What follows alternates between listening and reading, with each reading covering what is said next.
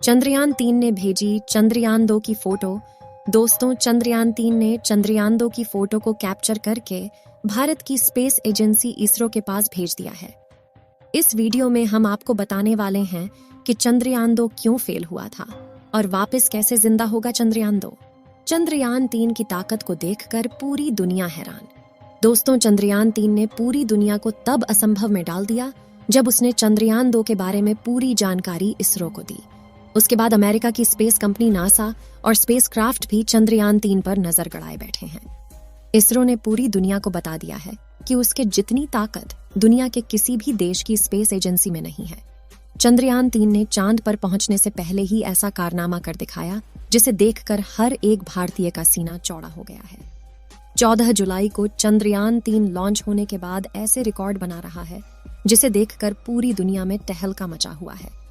14 जुलाई को श्रीहरिकोटा के Satish Dhawan space centre से उड़ान भरने वाला चंद्रयान-3 तकरीबन 17 दिनों के बाद पृथ्वी की कक्षा से चंद्रमा की कक्षा में जा चुका है। जब इसको पृथ्वी से चंद्रमा की तरफ शिफ्ट किया गया, तब इसकी स्पीड तकरीबन 1 लाख किलोमीटर प्रति घंटा रखी गई थी।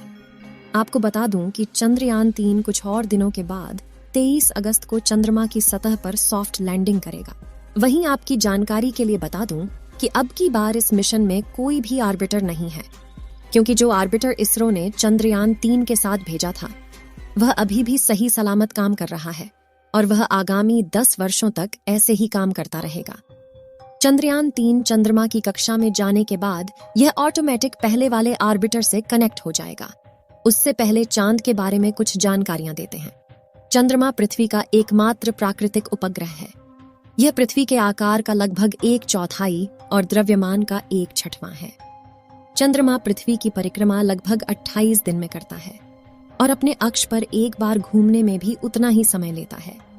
यही कारण है कि हम हमेशा चंद्रमा का एक ही चेहरा देखते हैं और दूसरा छिपा रहता है, जिसे डार्क साइड कहा जाता है।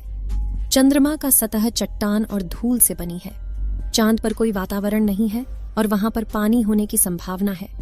चांद के धरती की सतह पर कई विशाल गड्ढे हैं जो उल्का पिंडों के टक्कर से बने हैं। चंद्रमा पर कुछ पहाड़ भी हैं, जिनमें से कुछ की ऊंचाई 11,000 मीटर तक है।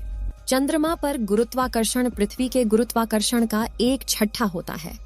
इसका मतलब है कि अगर आपका वजन पृथ्वी पर 60 किलोग्राम है तो चंद्रमा पर आपका वजन केवल 10 किलोग्राम होगा। चंद्रमा पर कोई मौसम नहीं है। इसका कारण यह है कि वहां पर कोई वातावरण नहीं है।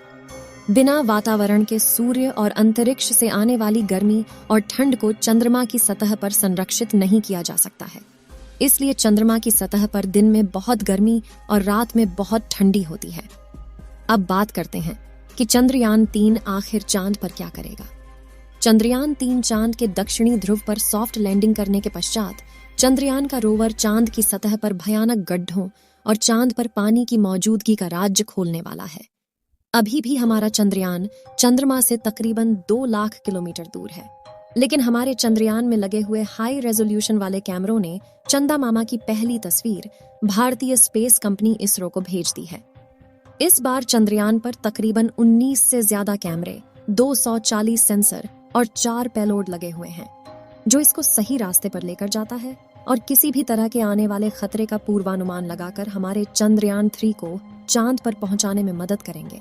चलिए कुछ और जानकारी देते हैं। 2019 में इसरो ने अपना चंद्रयान चांद पर भेजा था, जिसकी किसी तकनीकी खराबी के कारण सॉफ्ट लैंडिंग नहीं हो पाई थी और न ही उसका रोवर बाहर आ सका। लेकिन उसके तकरीबन 4 साल बाद भेजे गए चंद्रयान-3 ने उसकी फोटो को इसरो के सर्वर पर भेजा है। तकरीबन 2 लाख किलोमीटर दूर से ली गई फोटो में आप देख सकते हैं कि कैसे चंद्रयान-3 का मलबा अभी भी चांद पर पड़ा हुआ है, जिसे कैमरे में देखा जा सकता है कि चंद्रयान-2 अपनी पिन पॉइंट लोकेशन से तकरीबन 50 मीटर आगे जाकर लैंड किया था, जिसकी वजह से ही उसकी क्रैश लैंडिंग हुई थी। क्रैश लैंडिंग होने के बाद चंद्रयान-2 उल्टा हो गया था, जिसके कारण उसका गेट नहीं खुल सका। उसकी वजह से ही शायद हमारा रोवर बाहर नहीं आ सका। आपको जानकारी के लिए बता दें कि चंद्रमा पर आज भी चंद्रयान-2 का मलबा तकरीबन 100 मीटर की दूरी में फैला हुआ है, जिसको हमारे चंद्रयान-3 के हाई रिजोल्यूशन कैमरों ने बहुत ही सटीक तरीके से कैप्चर किया है। जैसे जैसे चंद्रयान चंद्रमा के करीब जाएगा, वैसे वैसे यह और भी बढ़िया क्लियरिटी वाली इमेज और वीडियोस हमारे इसरो को भेजता रहेगा। इसमें लगे हुए सैकड़ों सेंसर्स इसकी लैंडिंग के समय तो हेल्प करेंगे ही, साथ ही वहां की मिट्टी, चंद्रमा पर पानी, भूकंप, पहाड़, गड्ढे और तापमान की भी जानकारी हमारे इसरो को देगा।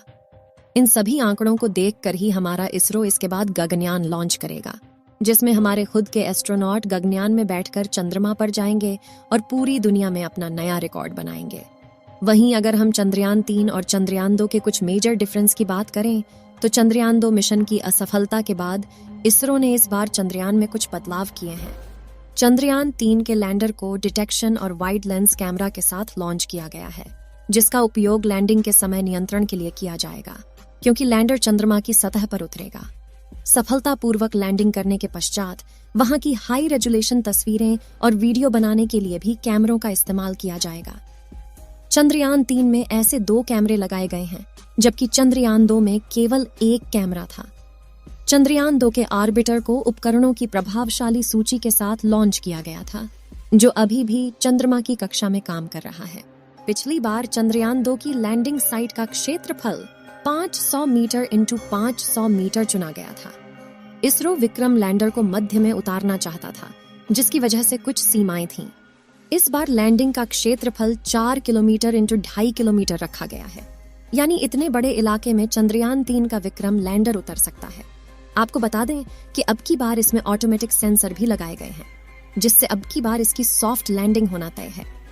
इसरो के अनुमानित समय के अनुसार चंद्रयान 3 की लैंडिंग तकरीबन 23 अगस्त को होगी। इस बार भारत दोबारा चांद की सतह पर लैंडिंग का प्रयास कर रहा है, वह भी ऐसी जगह जहां पर अब तक किसी भी देश ने लैंडिंग की कोशिश तक नहीं की है और न ही हिम्मत।